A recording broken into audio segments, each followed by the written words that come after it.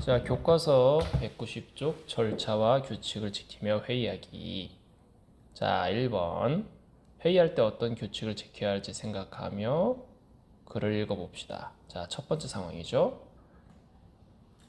사회자가 말합니다. 친구들과 사이좋게 지냅시다 라는 주제에 맞게 의견을 발표해 주시기 바랍니다. 그러자 갑자기. 자, 여기서 중요한 건 갑자기예요. 갑자기 벌떡 일어나면 친구들끼리 꼭 말했었으면 좋겠습니다. 자, 갑자기요. 정말 얘기하고 싶었나 봐요. 자, 그러자 사회자가 당황하면서 사회자 허락을 받고 말씀해 주시기 바랍니다. 자, 어떤 상황인가요? 자, 회의 참여자가 사회자에게 허락을 얻지 않고 자기 마음대로 말해서 사회자가 다시 한번 규칙을 이야기해 주고 있는 상황이죠. 자, 두 번째 상황. 한 아이가 친구들끼리 서로 별명을 부르지. 자, 끝나지 않은 상황이에요. 근데 갑자기 한 아이가 중간에 말을 가로채면서 별명을 부르는 것은 서로 가깝기 때문입니다. 저는 함께 어울려 노는 거지. 자, 물론 뭐 이 친구의 말이 틀리지 않을 수도 있는데 중요한 건 중간에 말을 가로챘다는 거예요. 그러자 이 아이가 말하죠. 제 의견을 끝까지 들어주시기 바랍니다. 자, 어떤 상황이겠습니까? 친구가 말할 때 중간에 말을 가로채는 친구가 있어가지고 발표하던 친구가 의견을 끝까지 들어달라고 말했습니다. 굉장히 기분 나쁘겠죠, 이러면. 자, 세 번째 상황 볼게요. 한 아이가 말합니다. 친구들끼리 서로 별명을 부르지 않았으면 합니다. 별명을 들으면 기분이 나쁠 때가 많기 때문입니다. 아까 그 친구 같아요. 자, 그러자 사회자가 말합니다. 또 다른 의견이 있습니까? 여러 친구가 손을 들지만 다시 회의 참여자 이를 가리키며. 자, 여기서 중요한 거.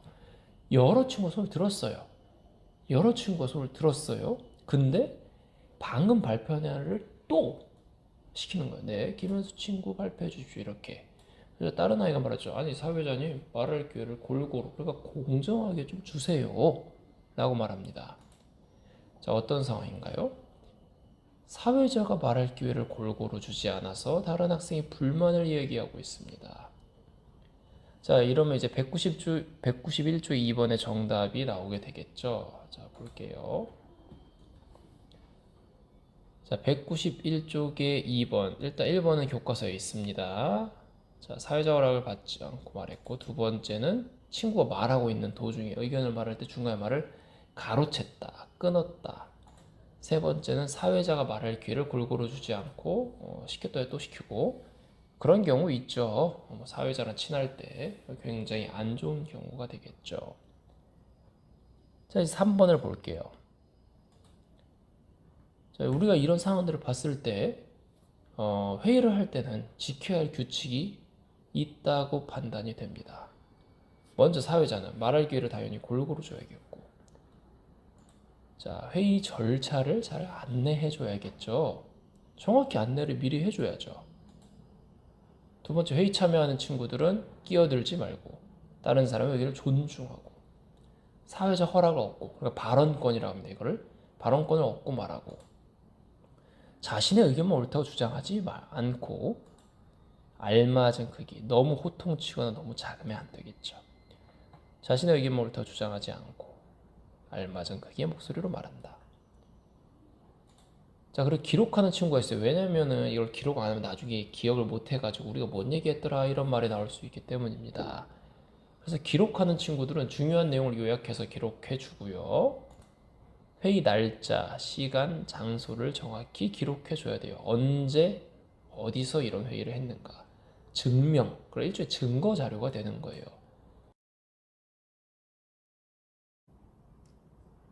자, 192쪽 4번. 절차와 규칙을 지키며 학급 회의를 해봅시다. 자, 드디어 학급 회의를 할 시간이 됐는데, 안타깝게도 우리가 지금 코로나 때문에 집에서 활동들 하고 있죠. 친구들이 모여서 막 이렇게 회의를 하면 격정적으로 토론도 해야 되고 열정적으로 얘기들도 해야 되는데, 이게 문제는 마스크 쓰고 서로 대화를 최소화해야 되는 이 상황에는 이게 어울리지가 않고 할 수가 없어요. 자, 그래가지고 선생님이 추천하는 방법은 학급 회의가 아닌 집에서 가족 회의를 하는 쪽으로 진행하면 좋을 것 같아요.